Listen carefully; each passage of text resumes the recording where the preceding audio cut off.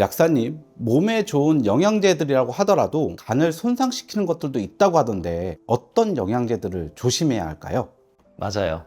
영양제가 간에 미치는 영향을 잘 살펴보아야 합니다. 보통 간 건강에 문제가 없고 권장량만 지켜서 섭취한다면 크게 걱정할 필요는 없지만 과하게 섭취하거나 간 건강에 안 좋은 경우는 알아둬야 할 내용이 있어요.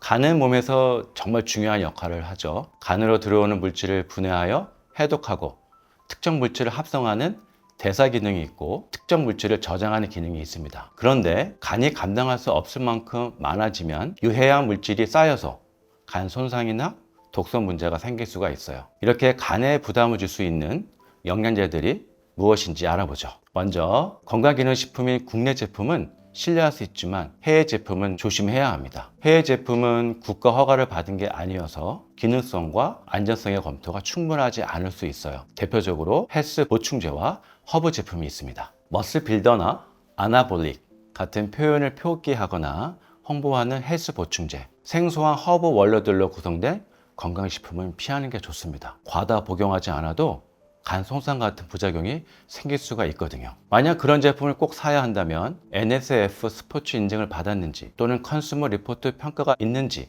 확인하시면 좋을 겁니다. 비타민 A, D, E, K 같은 지용성 비타민들은 몸에 쌓이는데요. 특히 간은 비타민 A를 저장하는 장기라서 비타민 A를 너무 많이 섭취하게 되면 간에 부담을 줄 수 있습니다. 식약처가 권장하는 1일 섭취량은 210에서 1000 마이크로그램 RAE이고 상하 섭취량은 3000 마이크로그램 RAE인데 초과해서 먹으면 간 독성 위험이 높아져요. 주로 피부 트러블이나 여드름 같은 미연 목적으로 과하게 섭취하는 경우가 많은데요. 과다 섭취하면 간에 지방이 쌓여서 지방간이 될 수 있고 계속 섭취하다 보면 간 세포가 손상되면서 간 경화로 이어질 수도 있습니다. 특히 간 질환이 있거나 간 건강에 좋지 않은 분들은 비타민 A를 음식으로 섭취하는 걸 권장하지만 영양제로 섭취해야 한다면 체내에서 필요한 만큼만 에너지 A로 전환되는 베타카로틴이 좋습니다. 세 번째는 비타민 B3인데요. 에너지 대사에 중요한 역할을 해서 대부분의 종합 영양제에 들어갑니다. 보통 1일 10에서 50mg 정도는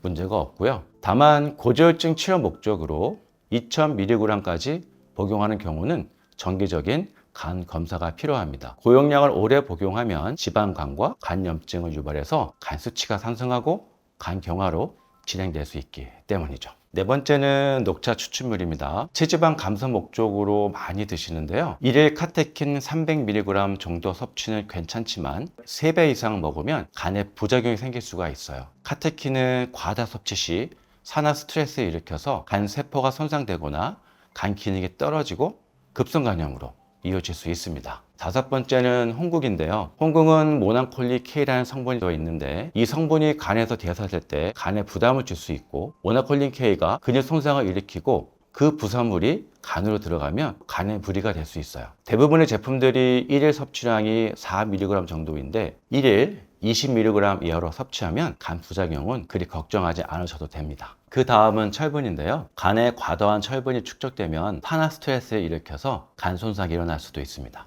마지막으로는 다이어트에 많이 쓰이는 가르시니아가 있습니다. 체내 여분의 탄수화물이 지방으로 전환되는 것을 막는 성분인데 1일 1000mg 내외로 섭취하면 문제는 없지만 3배 이상 장기 섭취 시에 간에 산화 스트레스와 부담을 줄 수 있습니다. 마지막으로 당부드리고 싶은 건 영양제 섭취량이 많을수록 섭취하는 종류가 다양할수록 간의 부담이 더 커질 수밖에 없다는 점입니다. 본인 몸 상태와 생활 습관을 종합적으로 고려해서 꼭 필요한 영양제를 권장량 내에서 섭취하는 것이 중요하다는 점을 잊지 마세요.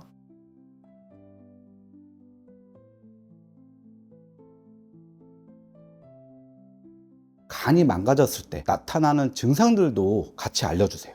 간 손상은 1차적으로 간 수치로 확인하는 것이 가장 확실한 방법입니다. 다만 대표적인 증상만으로 간염 여부를 알게 될 때는 이미 상태가 꽤 진행된 경우라서 검진이 중요하죠. 간에 문제가 생겼을 때는 급성과 만성으로 나누어 설명할 수 있는데요. 급성 간염은 몇 주 내로 증상이 빠르게 나타나는데 초기에는 발열, 근육통, 심한 피로감, 구역질과 구토가 발생할 수 있습니다. 진행되면 대표적인 증상인 황달이 나타나는데 소변이 짙어지고 대변이 회색빛을 띠기도 하죠. 이와는 다르게 만성 간염은 6개월 이상 지속되는 간염으로 초기에는 별다른 증상이 없거나 피로감이나 식욕 저하 정도라서 간염으로 인지하기가 어려워요. 시간이 지나 오래 진행되면 지속적인 피로감, 전신 쇠약, 근육과 관절 통증이 생겨서 몸을 움직이기가 힘들어질 수도 있습니다. 이 단계에서도 간염을 인지하지 못해 말기로 가게 되면 황달, 복수, 다리 부종, 간성 뇌병증 등 심각한 증상들로 이어질 수도 있고요. 이렇듯 대표 증상만으로 간염을 초기에 알아채기는 어려울 수가 있기 때문에 정기 검진이 중요합니다. 예전보다 피로감이 더 심하게 지속되고 소화가 잘 안 되는 느낌이 들면 가까운 병원에 가서 확인 차원에서 진료를 받아보시는 것이 좋습니다.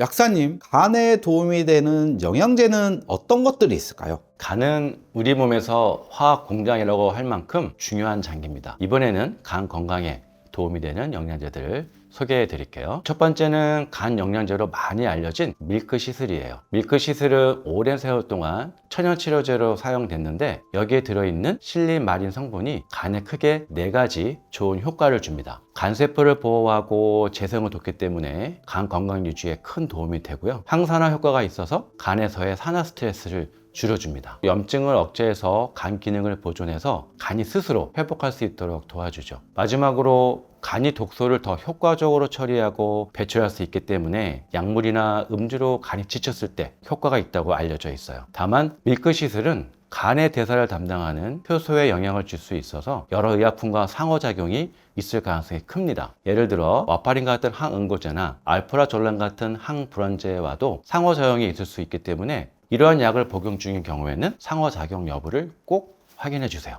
두 번째로는 커큐민입니다. 커큐민은 여러 유용한 작용을 통해 간을 보호하고 기능이 유지되도록 도와줍니다. 즉 항산화 작용으로 산화 스트레스로부터 간 손상을 막고 항염 작용으로 염증성 간 질환에도 유용하게 쓰일 수가 있어요. 지방 축적을 줄여 지방간을 예방하고 글루타치온 생성을 촉진해 해독 기능도 지원해 줍니다. 세 번째는 유산균입니다. 유산균이 간에 도움이 되는 이유는 간과 장이 서로 영향을 주고받는 아주 밀접한 관계이기 때문이에요. 장 건강이 나빠지면 장내 독소와 염증성 물질들이 장벽을 통과해서 간염을 일으킬 수가 있어요. 반대로 간의 해독 기능이 떨어지면 해독되지 않는 독소 물질이 장으로 배출되어 장 건강에 해를 줍니다. 그래서 장 건강을 지키면 간 건강도 좋아질 수가 있죠. 네 번째는 기타 항산화제들인데요. 비타민C는 산화 스트레스를 줄여서 간세포 손상을 막아주고 간에서 철분 대사와 면역 기능에 도움을 주는 필수 항산화제죠. 셀레름도 글루타치온과 함께 간 건강 유지에 도움을 줄 수가 있습니다. 마지막으로 비타민 B군인데요. 비타민 B군은 에너지 대사와 해독 작용을 돕고 간세포 보호와 재생을 도와줘서 간이 제대로 기능할 수 있도록 지원해주는 간 건강에 꼭 필요한 영양소이고요.